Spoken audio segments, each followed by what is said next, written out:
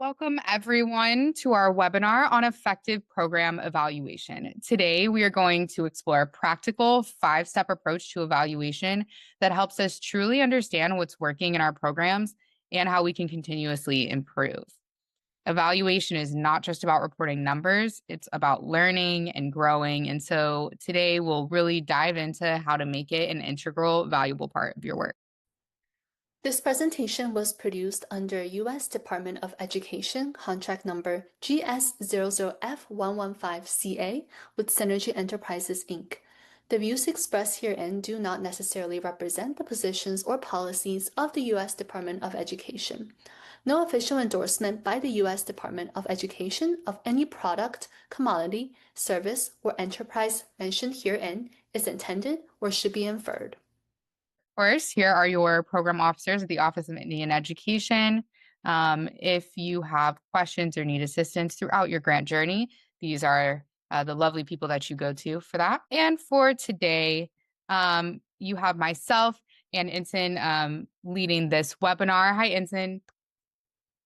Hello, everyone. Happy to be here. Thank you for joining us. Okay, so before we get into the meat and potatoes of today, we're just going to give a broad overview of what to expect in this webinar. So these are our objectives for this session. First, we want to define evaluation and its role in fostering continuous improvement. And then we want to identify key resources for embedding evaluation into everyday program work. And then lastly, we'll explore and apply the 5 key steps of evaluation to a scenario. So before we jump in, just a quick reminder that we will always be wanting to really think with the end in mind across everything that we do. Think about what are those things that you need to do at the end of the year or at the end of an activity. Always think about how you're evaluating a program. Think about how you can tell your story through the data you collect, and always also think about your APR submissions. What are you going to be adding to your explanation of progress sections? Are you collecting the right data to report on your project measures? Are you collecting information on your GEPRA measures? Definitely keep those in mind and really connect that and use it to support your overall evaluation and continuous improvement process. So let's have a quick recap of what we've discussed so far across our technical assistance bundles. During the last session, we reviewed what makes a strong implementation plan. Thinking about how to move from strategy selection to action, and learned about the importance of planning for that program monitoring, which is what we're really looking at today.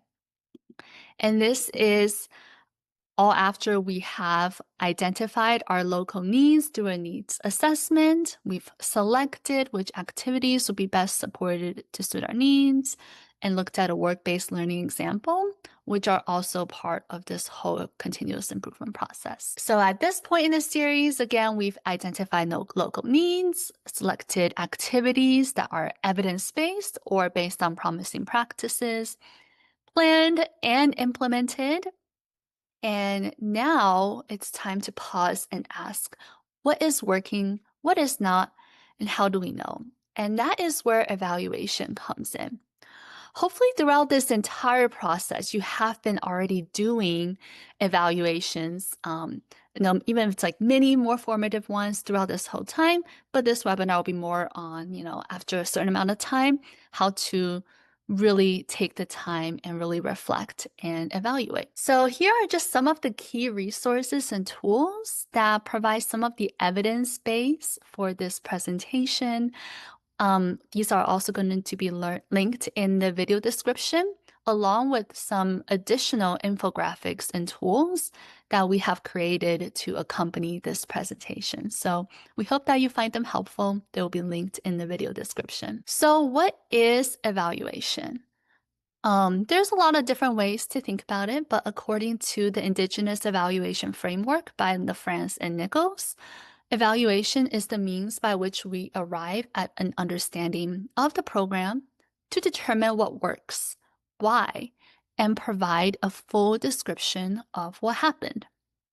So we're going to break this down into 5 steps, which are define, ask, collect, analyze, and improve.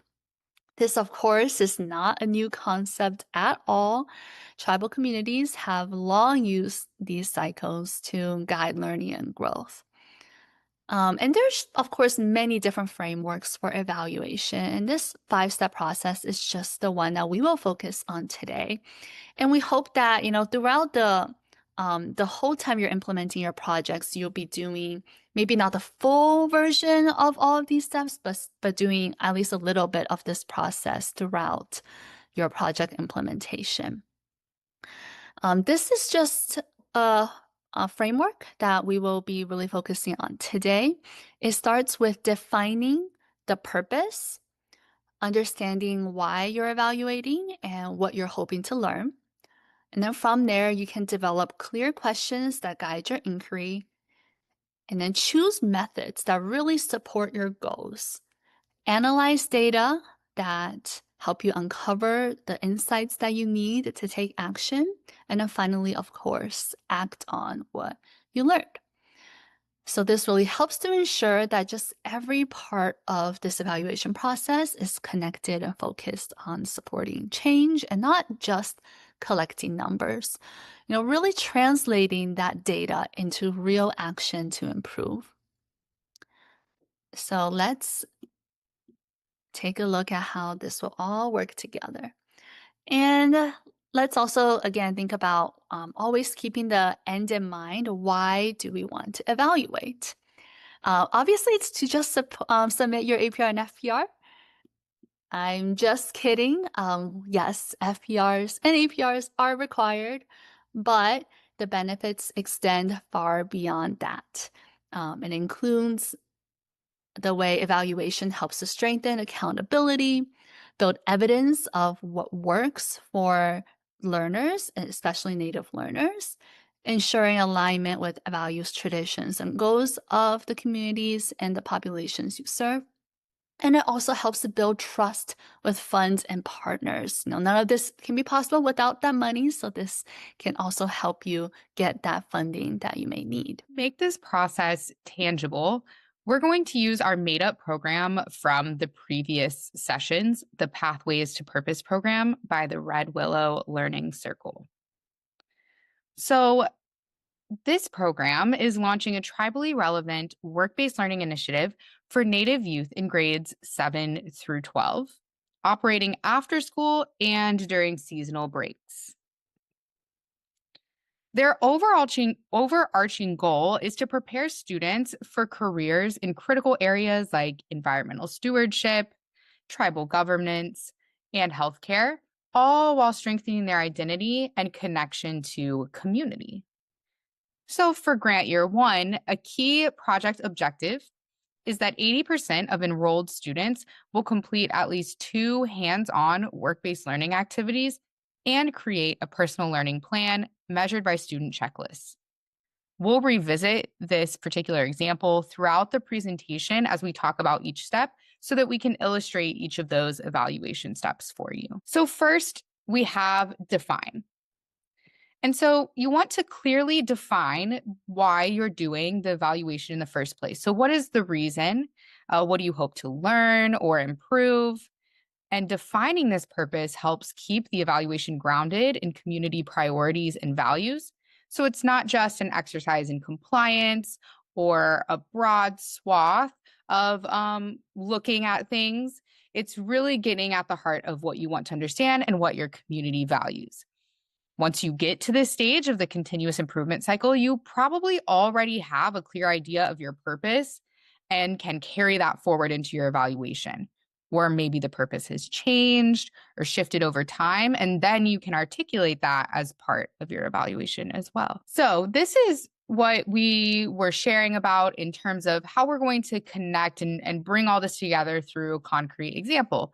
And so we're going to look at define again, but this time we're going to look at an example of this step for the Red Willow Learning Circle. So for them, the purposes of evaluation are multifaceted. First, it helps fulfill grant reporting requirements by providing clear evidence of how the program is progressing and using resources responsibly. Second, evaluation gives them a deeper understanding of how youth are engaging with the program. They want to know whether they feel supported, connected, or motivated to participate. And then third, it offers insights into how culturally relevant the program is, which can then allow them to identify ways to strengthen cultural learning and ensure the project truly reflects and honors the community's values and traditions. And beyond these, a fundamental purpose of Indigenous evaluation is to jointly create knowledge that will help them improve their programs and community. So here you see they care about a few things in this evaluation: grant reporting and compliance. They also want to understand how well the program is supporting youth and how well the program is connecting to the culture and cultural relevance. Next, we develop the evaluation question. So once we have a goal in mind, once we know what we want to dig into more, then we can really focus on clear and focused questions. So as I said, these should be clear and focused. They should guide the evaluation toward the information that matters most, which is what you've identified in that defined step. Your question should reflect the priorities and experiences of the people involved, ensuring that you're gathering data that will actually help you learn and make decisions when it comes to things that matter in the community as you've discovered or uncovered in that defined step. And so these questions should do these three things. They should be clear and focused. They should reflect what matters to your community, and they should align with your purpose for the evaluation. Okay, so going back to that example that we started with, our Red Willow Learning Center example, here are some key evaluation questions they may formulate in alignment with those purposes that we talked about in the defined step.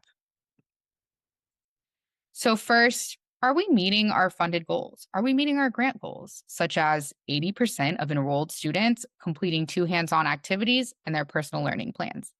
We want to know if we've met that metric so that we can report on it and know how close we are to meeting that goal. Second, around youth engagement.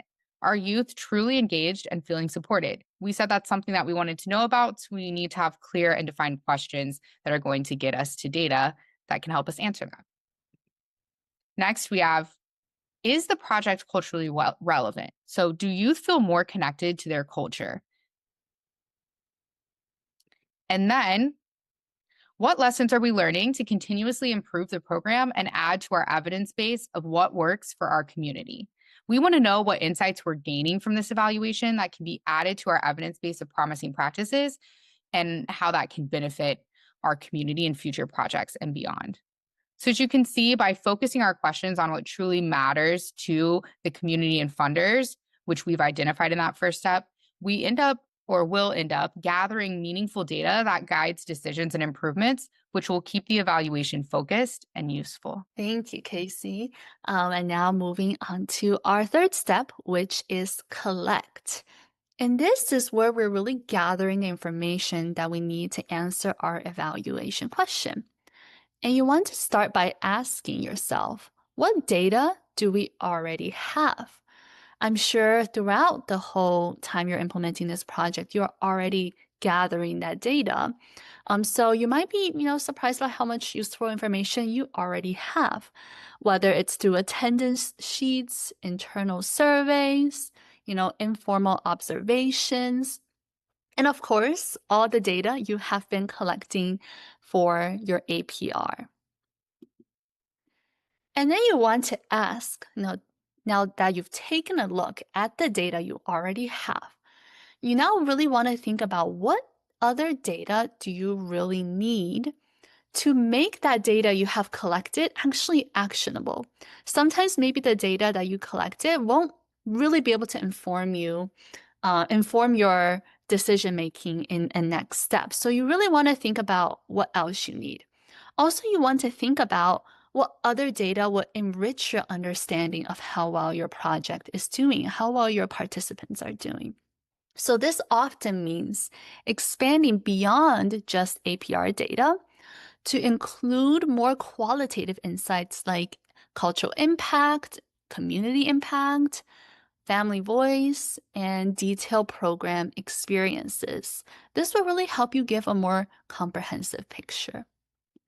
But of course, above all, when you're collecting that data, really ensure that your tribal nation that you're serving has ownership and control of the data throughout the process. Make sure that you're following any processes, any institutional review board processes, or just any processes and other community protocols to ensure and honor tribal data sovereignty. So now when thinking about data collection, here's a couple of additional things to consider. It's helpful to consider 3 levels of data. First, we have program level data. These are the big picture data. They're usually quantitative. They're often directly connected to your program goals, your APR project objectives, your GAPRA data. So yeah, all of those tend to be quantitative. The second level is practitioner level data. So this involves gathering feedback from the staff, the practitioners, and the partners who are really on the ground directly working with the activities and students. Their insights could be quantitative or qualitative, and they can be really helpful for understanding day-to-day operations and challenges and successes. And then finally, you want to also consider student and community level data. This is one of the most crucial parts of truly culturally responsive evaluation because this looks at how your participants, the people you serve, are doing. So it involves capturing the voices and feedback of their youth, their families, and how that's impacting the wider community. And then it's also good to consider tribal community knowledge. And this is from LaFrance and Nichols 2009. The first type is traditional, handed down through generations that can involve creation stories, origins of clans, encounters between ancestors and the spirit world. This could also be based on the history and experiences of the people. And this knowledge can really reinforce your values and important beliefs. There is also empirical knowledge that has been gained through careful observation from multiple perspectives over extended periods of time. And then there can also be a revealed knowledge acquired through dreams, visions, and spiritual protocols. So all of these are ways to think about how you can expand the data that you collect to provide a more comprehensive picture of how your project is doing. Here are some other considerations when collecting additional data. Something to consider is that you don't always have to prove that a practice works universally or can be easily replicated elsewhere. A lot of times that is what mainstream education research often demands, but that doesn't necessarily have to be what you do. Instead, you can really focus on understanding what works in your community, in your specific context. This allows you to do evaluation methods that are more responsive to your community. Because traditional research designs like randomized controlled trials, which are usually used to kind of prove a universality for a practice, those types of methods often demand large sample sizes that aren't always possible. And also it involves, maybe even randomly assigning or withholding programs from community members, which can be problematic depending on the values of your community. So you really should feel the liberty to really use methods that are responsive and that make sense and are respectful for your community. So adapt those approaches to your population size and protocols. And a part of this is to not undermine evidence that just comes from practice. Really value insights that come from the day-to-day ongoing program implementation and continuous reflections of those involved, whether they are the practitioners or the recipients of these services. So This is really crucial for understanding what's effective rather than, waiting for a final report from someone else. Really value your own experiences. And then finally, it's always good to use diverse methods of change, of change, because you really want to be measuring how has your project changed and had an impact on your community and on your students. So it'll be important to measure change, but there's many different methods that can be used to measure progress, and we will have some examples on the next slide. So here are some ways data can be collected to measure change in more diverse, more holistic ways. So one common method, and so for some of you, your GEPRA measures might actually require this, but one common method is collecting baseline data at the beginning of a program, and then comparing that to data collected at later points, such as through pre and post measurements, and that can help track progress over time. Another approach involves retrospective measures, where participants reflect on their experiences and assess their own changes from a personal perspective. This can be really useful when maybe initial assessments might be more intrusive or intimidating, or maybe doesn't really measure everything that it could measure. It may not be as holistic of a type of measurement. If possible, you can also compare between groups. For example, you might be able to compare participants in the program to a similar group not involved. Again, this actually is required in the GEPRA measures for some of the grants. But really take care when doing this method to make sure that the comparisons are appropriate and feasible and respectful. Similarly, tribal statistics can also be compared with national data where it's relevant and appropriate. And then finally, qualitative data is also so important. It can play a really great role in describing that perceived change in the program's influence. It can include narratives, stories, or even images and videos that really capture individual and community experience that might not be reflected in the numbers alone. And we will actually discuss a lot more about, collecting and sharing this data during our live event after this recording. So now let's take a look at our Red Willow Learning Circle example again, just going back to that example to make everything really concrete. We're going to take a look at an example of looking at existing data. So this learning circle has been collecting data because that's required for their project objective. And they found that 55% of enrolled students completed at least 2 hands-on work-based learning activities and created a learning plan. Remember that their original SMART goal was that there will be 80%. So this is kind of that program level data. So now you really want to take a look at that data and think about, is that data actually actionable? Can you do something with this data to improve your program? And oftentimes the answer might be no, not really by itself, right? This 55% completion rate can tell you, maybe what is happening, but it doesn't really tell you why it's happening or how to improve it.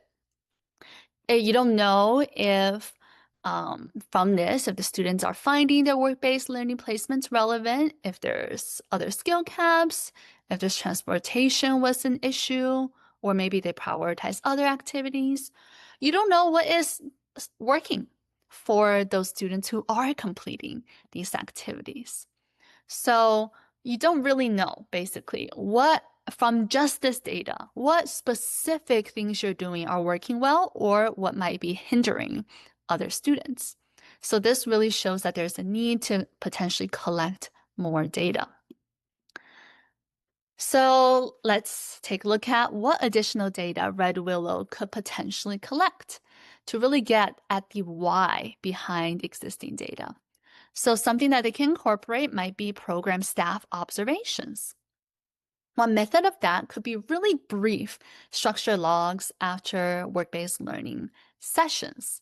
A key thing here is you might want to keep this as brief as you possibly can to really get at the data and to not, I know, add too much to the workload.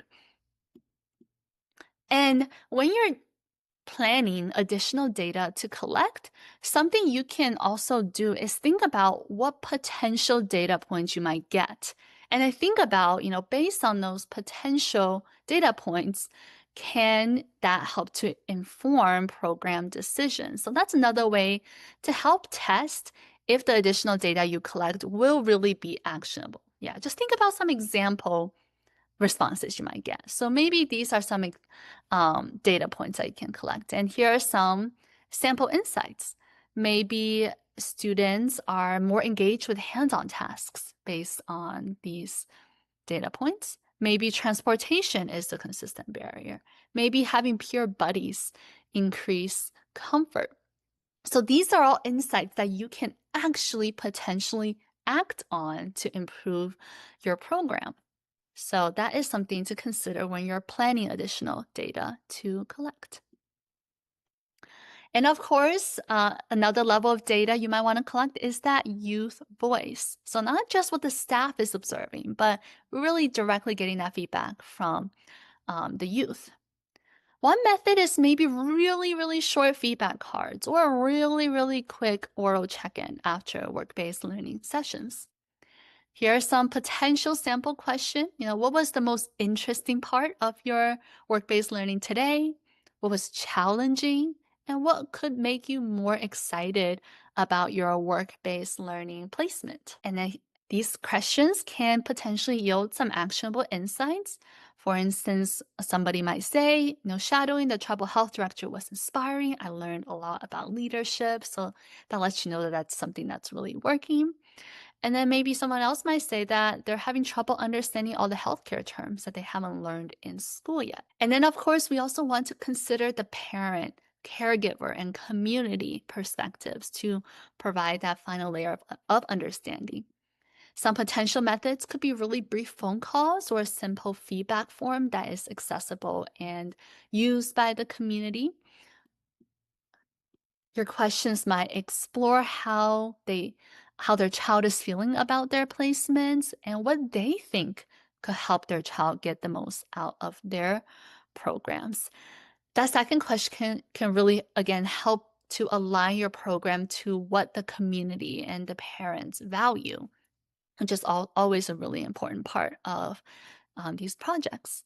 And maybe some sample insights could be one elder might share an insight like our young people are reclaiming their stories and identity. And through those experiences, we see their spirits strengthen as they learn the ways of their ancestors.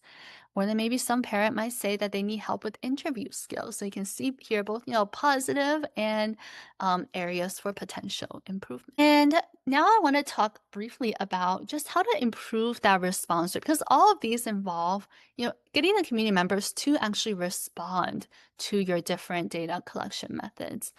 From previous talking circles and events, we have heard a common challenge is that it's sometimes hard to get very good response rates from surveys, and engaging the community can be a challenge. So here are some tips to consider that could help. One is really prioritize relationships and sovereignty. We really want to build that trust, be really visible in the community. A personal invitation from someone that they already know could improve response rates over a generic mass email. A second tip is to keep it really, really short and focused. Um, Sometimes it's tempting to try to collect as much data as you possibly can, but people don't always want to fill out and don't always have the time and the energy to fill out really long surveys. So you want to really respect people's times. Don't ask 20 questions if you only need 3 actionable answers. Really think about what you can actually control as your project director, as a project staff, what you can actually control, and think about what maybe at most 3 questions to ask to really get data that can really help to inform your next program decisions. And another thing to consider is to offer diverse and relevant formats. Not everyone wants to fill out a paper survey or a digital survey. Could you do maybe a quick in-person conversation with a community or student that you haven't been hearing from? Maybe a digital form could be better than paper, or maybe paper could be better than digital, or maybe even like a drawing activity for youth to really capture their feelings. Can something be done online instead of in person, if transportation is an issue? Really make it engaging and community relevant. Use visual storytelling or activities that really naturally fit your community's way of interacting. You may also want to you pilot test questions with parts of the community. Start your questions with a small group to really make sure that they're clear and community appropriate. Another thing to use that we've heard from our past events that is really effective for many of you is to use your existing community gatherings. Can you embed a 2-minute feedback session into a regular parent community or some gathering that already exists? And or if there's no regular community gatherings, can you actually take the initiative and establish some regular community gatherings? We've heard from some grantees that has been really helpful when there are no existing community gatherings. Can you actually make that a part of your community routine? And then finally, another way is whenever possible, share how your community's feedback has actually led to real changes. And we'll actually talk a lot more about data storytelling in our next live webinar. Um, if people don't feel, because sometimes, I feel like you fill out a survey and then nothing happens. You feel like all your time and effort that you put into responding and doing a survey went into the abyss. And that will probably make someone less likely to respond if they feel like their responses led to nothing.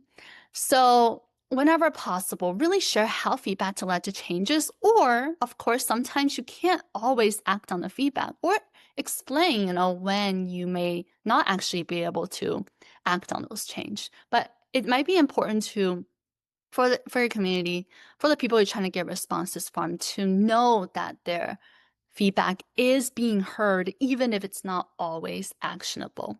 That might make them more likely to respond again next time. And then I want to just share one perspective to consider when you're thinking about how to collaboratively collect data on your programs with the community.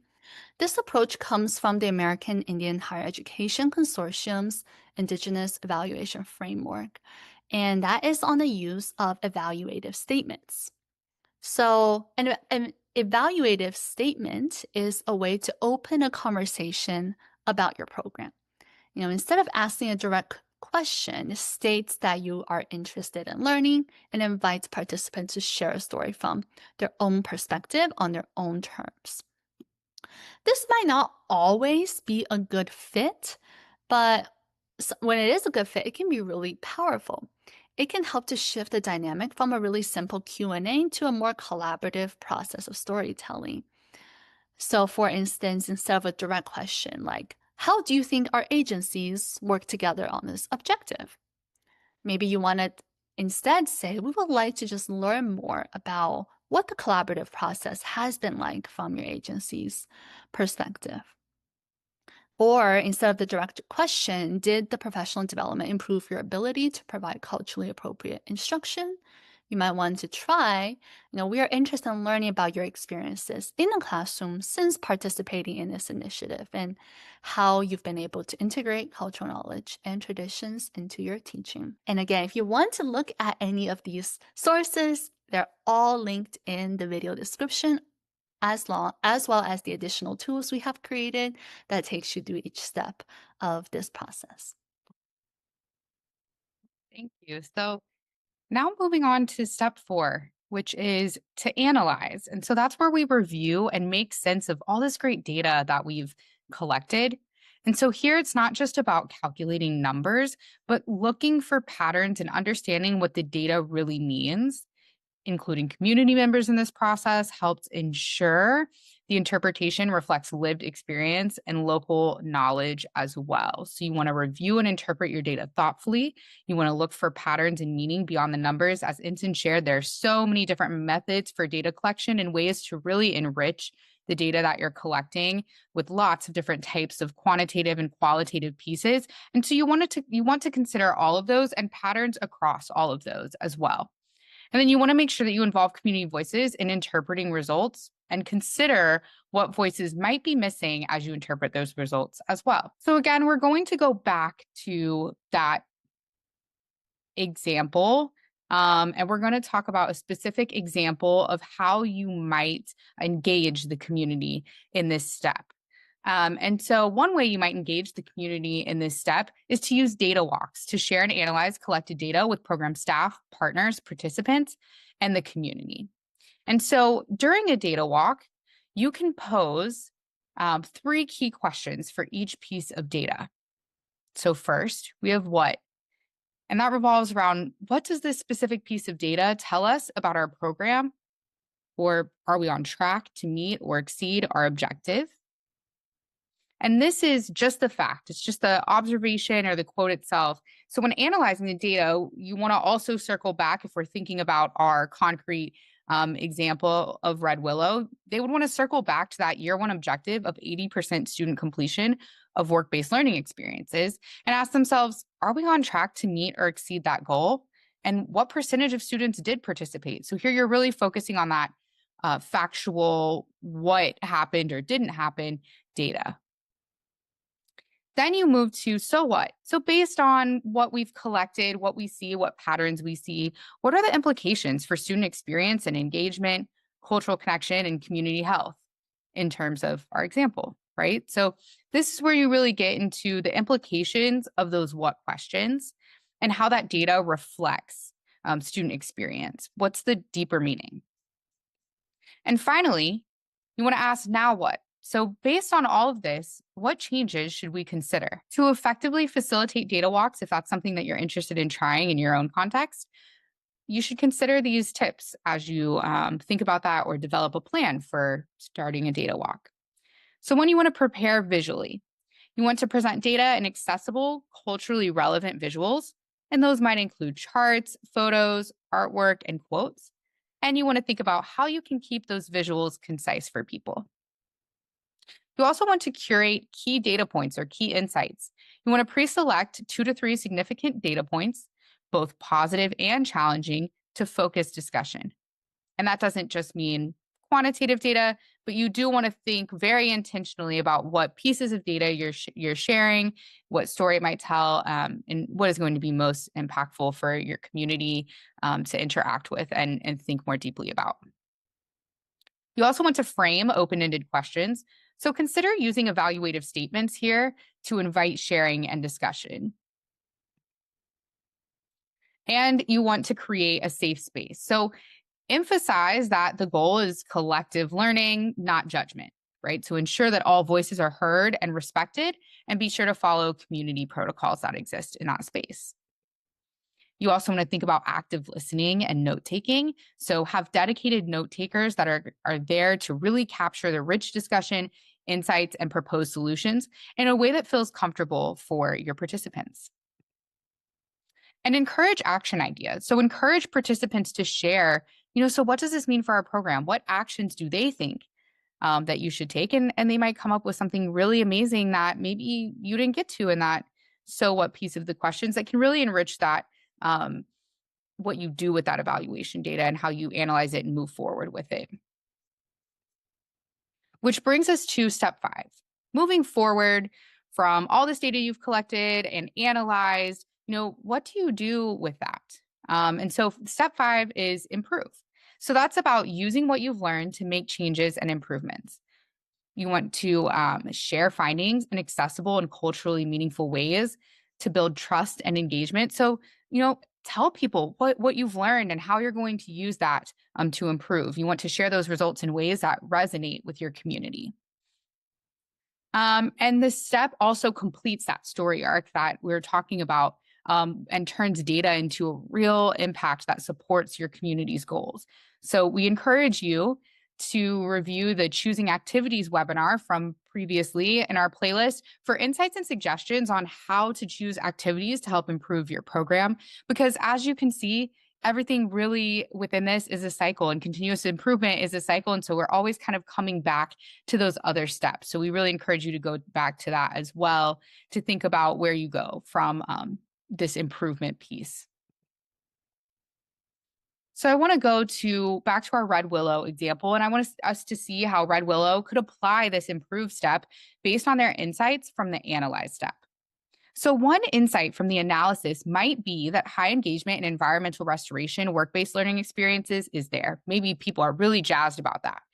So the improvement then is maybe to build on that strength by developing a more sustained, hands-on, community-based environmental restoration project to really enhance that program that's already really successful and popular, or potentially integrating a multi-generational component or expanding into seasonal breaks. So that amplifies what's already working. Another insight might be that youth are overwhelmed by the reading levels in the healthcare pathway, which is leading to lower attendance. So an improvement there might be to develop supplemental hands-on modules and simplified resources for complex healthcare concepts, which could include visual aids, simulations, and guest speakers to reduce that reading burden and boost engagement, understanding, and attendance. And then finally, if our analysis shows an explicit connection is needed between cultural traditions and modern career pathways, one potential improvement there is to develop new curriculum and workshop modules that explicitly connect cultural tradition to modern career pathways. So for example, you might integrate mock interviews, resume building, and job translation sessions that make explicit how the skills and knowledge gained from practices like community mapping are directly relevant and valuable in today's job market. And of course, as we alluded to, all of this leads back into that cycle. And so to start the evaluation cycle again, we would collect new actionable data. So some data that Red Willow might collect after they have implemented those improvements and come back to this piece of the continuous improvement process is they might administer a pre and post survey of journaling to get at youth perception of relevance. They might track attendance and completion rates for the new job translation and resume building workshops and see how those are landing with students. They might get employer feedback on youth preparedness. So they might collect feedback from tribal employers and professionals on the observed job readiness skills and cultural awareness of participating youth after you have made these enhancements, improvements, what have you. Now, how do you actually make all this happen inside your organization and with your community? That might be something that's on your mind right now. So the key is to make evaluation a habit. You don't want to wait for APR season. So it works best when it's not treated as an extra task, but seamlessly embedded into your regular routines, as Ensign alluded to earlier as well. So this means building evaluation conversations and data reviews into your regular staff meeting times, program check-ins, and strategic planning milestones. So to do this effectively, you want to establish regular, brief learning moments in your team meetings. For example, devote 10 minutes to discussing one piece of data or a powerful community story, and collaboratively identify a small, immediate adjustment you can make to your program, a quick win, if you will. You want to look at your schedule and build learning times into it. That means time for learning and reflecting, and not just planning ahead or dealing with those day-to-day things.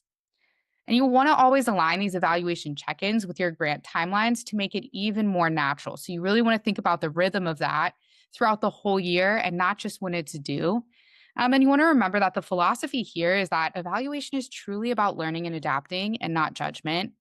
And so it's not just like that thing that you begrudgingly do at the end or you do for compliance. You want to think about it really feeding and growing your program.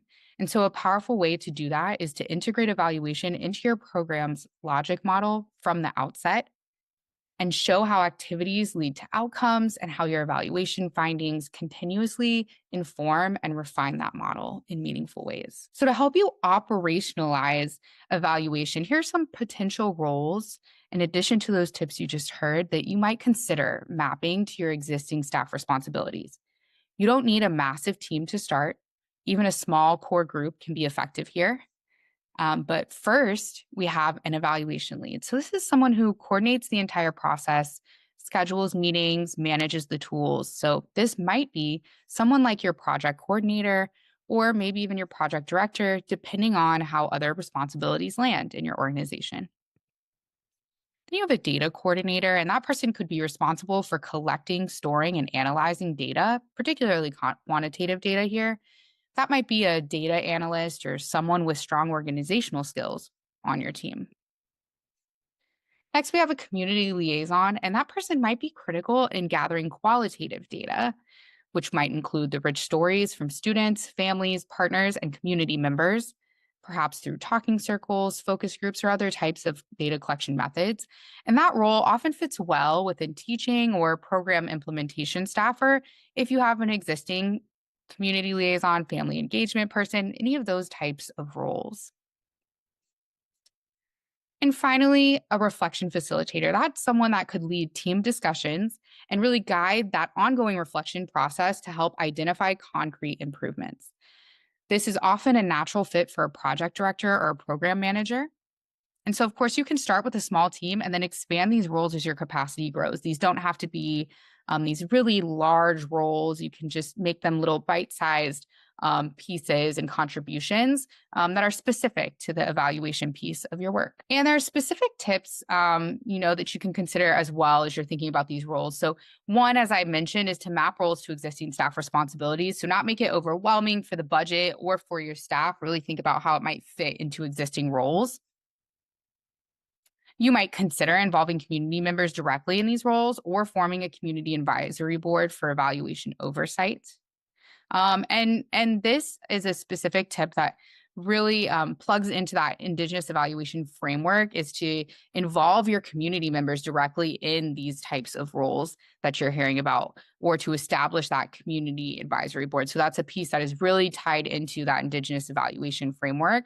And it can be really helpful for evaluation oversight, ensuring genuine community ownership.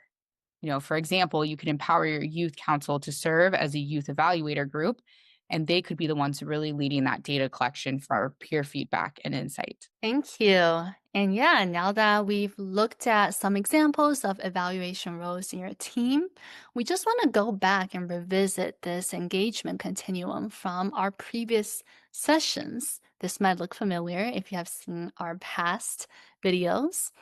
This framework really guides us in evolving family and community engagement, moving from just informing towards consulting, involving, collaborating, and then finally towards true empowerment.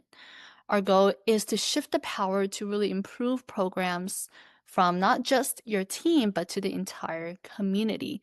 This is how you can make your programs truly sustainable and last even after a specific grant might end. So we're going to take a look at a couple of potential strategies for empowering the community during evaluation to really move towards empowering on that continuum that we just saw. Of course, not every strategy might fit perfectly or may be possible or practical for your program. Right now, these are just some starting ideas. And of course, you may also already be doing this or have your own ideas that will work best for your community. So yeah, so this is just a starting point for brainstorming and think about how these might be adapted or what new approaches might work best for your community. So first is to potentially train community, data stewards to interpret data and co-develop cultural accountability metrics. Casey mentioned before, this could be a role assigned to one of your project staff, right? There might be a project analyst or not project analyst, a data analyst. There might be a data analyst or a data person on your team already. But consider if maybe they can actually train some community members, like in the youth council example that Casey mentioned. Could the students be trained to collect and interpret that data? Could community members be trained and involved in doing that? That is also a very useful and a career relevant skill for Red Willow. Another possible idea is for the community and the youth or the parents to lead redesign teams to co-create improvement plans from evaluation. Could this be embedded into any existing community gatherings where it's more community led and not just solely done in your project teams? Another potential idea is more shared decision making. Again, all of this, could they be embedded into your existing community gatherings? Could the community have some veto or approval power over program changes and resource allocation? Of course, this is not always possible, but could they be involved, in some of those crucial changes during that improved step? And then finally, how can community members actually lead some of the improvement initiatives? So instead of just your project staff doing all of the work, doing everything, can the community members actually be trained to actually lead some of these, where your project staff is more of a supporting role in providing any necessary resources and funding? So, all of these are just a couple of things to potentially consider. Again, of course, this is not always possible or practical, but just some ideas that can help to really empower the community. All right. So to wrap up here, I'm going to cover your immediate action steps to start embedding more meaningful evaluation into your programs. So, first, determine the data to examine. Look at what you already have and what actionable data you truly need for your programs. Next, add a community source. So, identify at least one way to gather qualitative insights from your community, whether that's through talking circles, interviews, or another form of storytelling. Next, you want to assign clear roles. Map out who will be responsible for what aspects of your evaluation process. Fourth is schedule your next reflection. Put it on the calendar. Make time to collectively review and reflect on your data. And then next, start the continuous improvement cycle again. Continue to go through that cycle of identifying local assets and needs and on from there. So, like we've talked about, evaluation often leads back to identifying needs. And you want to use your findings to uncover emerging challenges and recognize new strengths within your programs. So that allows you to start the cycle again, identify those local needs, and ask yourselves what still requires attention, what new needs have surfaced, and what improvements are working really well that we want to expand or continue. And then last but not least, share your story with stakeholders, funders, your community, etc. And we'll get more into this in detail in our next webinar, and we hope to see you there. But yeah, sharing your findings through community presentations, stories, and culturally appropriate reports fosters transparency and ongoing community engagement. So, for example, instead of only providing written reports, consider developing short videos or creating easily digestible infographics to share your evaluation results directly with the community and your shareholders. And as always, thank you so much for joining us today. We hope that this deep dive into community-centered evaluation, especially through the lens of tribal community approaches, equips you with the practical tools to strengthen your grant programs. We encourage you to continue this journey of learning and improvement. Yes, thank you so much, everyone. And if you want to check out the rest of the videos in this series and their associated tools, check out the links in the video description. And the tools for each video as well are also linked in the video description. Thank you so much for all of your wonderful work, and we hope to see you at our next event. Take care. Bye-bye.